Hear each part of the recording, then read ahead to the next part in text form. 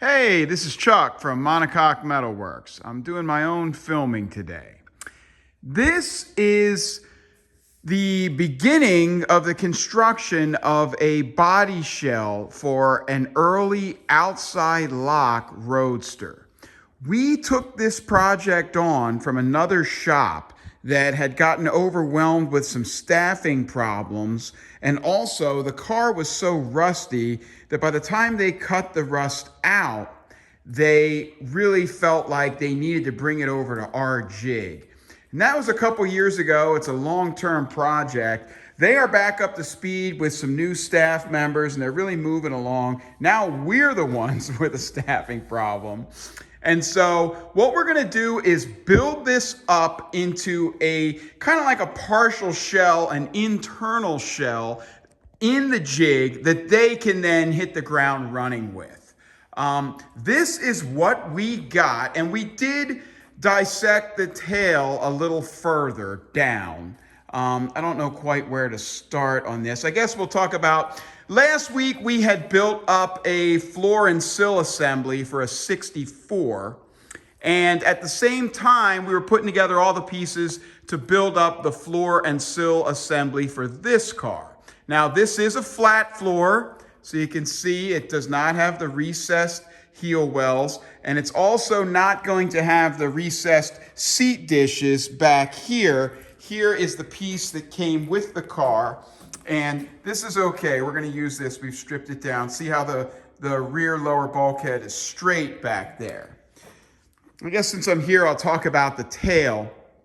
The car was very rusted, and the tail, the rear wings had been cut in several places. There just wasn't enough left to salvage them. So we tried to dissect this partially. There's a lot more work to do here, and there was a lot of problems down in the chassis legs. But we're just going to replace the forward section of the chassis leg. We do make that piece.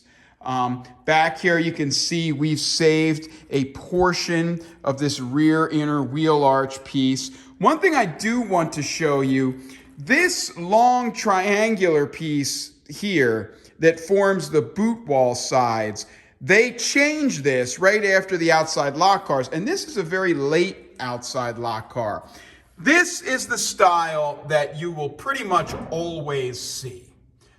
See the long, thin oval there that's pressed in, and then there's kind of like a rounded triangular shape that sticks out. All right, take a good look at that. This car is a transitional car. It has one of each style. Over on this side, see, you don't have that long, thin oval, and you've got a larger triangular piece here that's pressed in. So they had two completely different stampings. I don't know why, but this car got one of each. You can see it's an early car, so it's a 3/8, so it does have the access plate there. Back here, I have found that the new aftermarket wings have a lot of issues around the boot lid opening. And so when we dissected this last summer, I told Brent, leave me an inch around there, because instead of just replacing the wing with this recess in it, I may go ahead and TIG it in here. Now that might happen at the other shop, but we've left the virgin boot lid opening here, and that is probably going to save somebody a lot of trouble down the road, maybe me. So we've left what we can. Again, up here, we've managed to save that little piece there, but we do make that piece. We can put that in. This car is early enough so that it will have the seatbelt mounts in here on the floor, right over here. They won't be in the tunnel. And so we'll be making a special tunnel for that, and we'll be making special seatbelt mounts. Over the next few days, my job is to restore this forward bulkhead. And then I'll mount it up in the jigs with all of the jigs here, and I'll attach that to this floor assembly, and we'll also put in the whole tunnel assembly around the bell housing and all that. But before we can do that, I've got a lot of little repairs to do to this. It's actually not that bad. The firewall is in great shape, and luckily it didn't have any rust. you can see these two little holes here above the right-hand drive brake bottle bracket. Those are where the body tag is on an outside lock car. Now this is a very late outside lock car, so you can see it has this panel for the inside lock mechanism. But you will note there are no nuts welded into it for this mounting point here. And you can see it's also got this panel does have the nuts. This panel doesn't. This was all there getting ready for the inner lock mechanism to be installed, but this car was outside lock. And see up here, there's kind of a little bracket with a rubber bumper on it that holds the bonnet. That's part of the outside lock thing, and they actually left that on for a while. And then over here, you're seeing the same thing. The panel is pressed, but the nuts are not welded in. And so what we've got to do here, this is cut off a little short down there. I have learned, I'm filming in 4K now, and I have learned you cannot move fast. All right, over here, there's a lot of rust down in this section, so we'll be cutting that short and making a repair panel for that. This here is residual from the mounting of some kind of antenna. There's a really crazy antenna hole here. I don't know why it has that shape. Maybe it had some type of leaned back. I don't know if you can see down in there, there's additional holes, and they almost look like they were just rammed in with a large spike. It's hard to imagine doing that to an outside lock car. Oh, here's another thing. The early cars have these funny little nuts that go in here. Normally this has a keyhole shape. See that little like vertical keyhole shape where the screw goes in? Well, normally this has a giant shape like that goes sideways. But if you compare this to your own car, you'll see that's different. It has these special little thingies that go in there.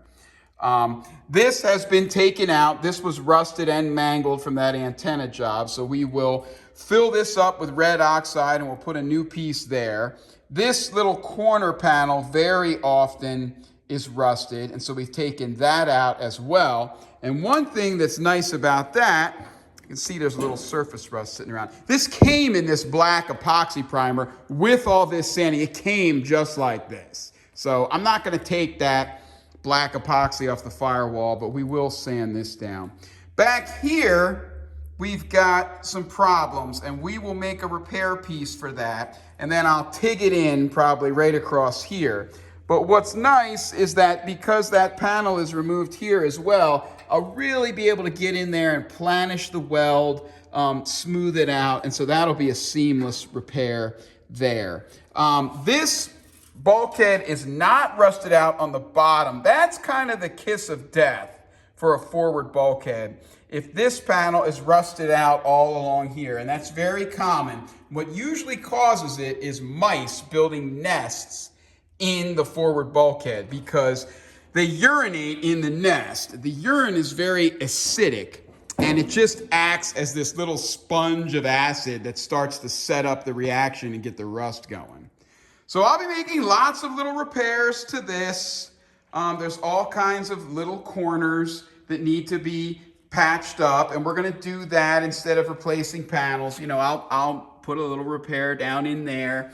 This piece here will get a repair, and then we'll get this all doctored up. I'll weld this up, and it's gonna be tough to hammer and dolly that, but I'll snake my arm in there. I'll have all kinds of gouges on my arm after that.